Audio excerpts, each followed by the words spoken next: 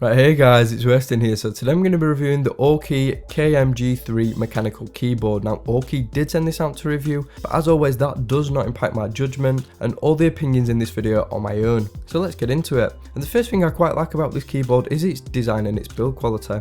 Now the design is quite plain, it's quite minimal, and it's just a generally nice looking keyboard. On the backplate we've got a brushed metal effect, which is really nice. I would have preferred it if it was black so it matched the rest of my peripherals, but they've gone with a gunmetal greyish colour, which is still really nice, but it just doesn't sort of fit in with my setup. We've also got a bit of Aukey branding in the top right corner, and again it's pretty nicely implemented. And we've also got a row of 4 LEDs, and that'll just let you know whether you've got caps lock on, nums lock on, etc. So then we get onto the bit that I don't like about the design, and that is the screws in the actual backplate. Now I wish these were either countersunk into the body or just not there at all. It's just one of those things that's a bit of a bugbear for me. And then we get on to the sort of bottom half of the keyboard, and this is finished off in a black plastic which feels really solid, but it's actually quite justifiable for the price of the keyboard.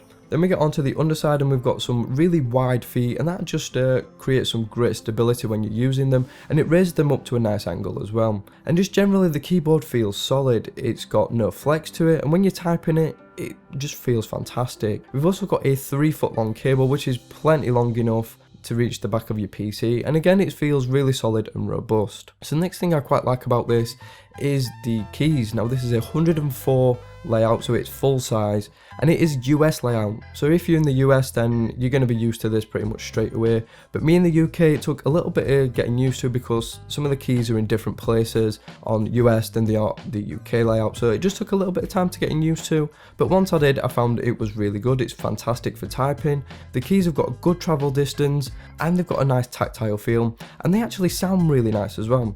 Now these are a blue mechanical switch. They're not cherry switches, but they are a mechanical style switch. So I'm just going to give you a little typing demo now just to let you hear what they actually sound like.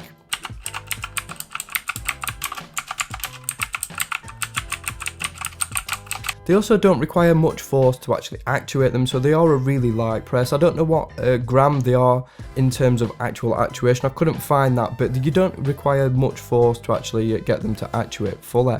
Then we got onto the sort of typing experience, and like I covered already, this is a US style layout, and it's just a little bit odd at first to get used to. I found like the enter key specifically, there's a button above it which is used for hashtags. Now it's actually labelled differently, so you think it's actually a different key. And one thing I don't like about the keys, now this is just me, I don't know whether it'll affect you or not, but I prefer dedicated media keys. Now you do get media keys, but they are built into the F buttons, so from F2 to F8 are your media keys. Now you have to press FN and those buttons to use them. For me, I prefer them just to be dedicated.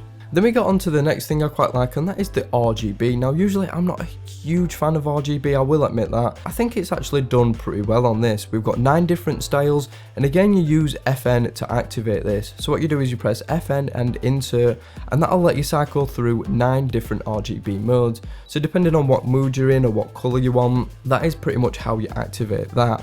We've then got 5 different game style modes, so you can see the numbers 1 through 5 have got different styles of games on it. So again you press FN and one of those keys, and that'll just change the lighting effect depending on which type of game you're playing it, and it'll just illuminate the keys that you actually use for that type of game, which I think is pretty cool. We've also got brightness control, which again is activated by FN and the arrow key, so FN and up and down are your brightness. And then we've got speed control, and that is FN left and right, and that'll just obviously control your brightness and the speed at which the animations and the colour effects go through. Right guys, so let's wrap this review up. So what do I think of this keyboard? Well, it's £55 in the UK, and I think it's a pretty reasonably priced keyboard. Like I've covered already, it's nicely designed, it's really solid for the price. The keys feel fantastic, they've got a great tactile feel, they actuate pretty well, and they've got a good travel distance. It's not fantastic if you live in the UK because it does take a little bit of time to get used to, but if you're in the US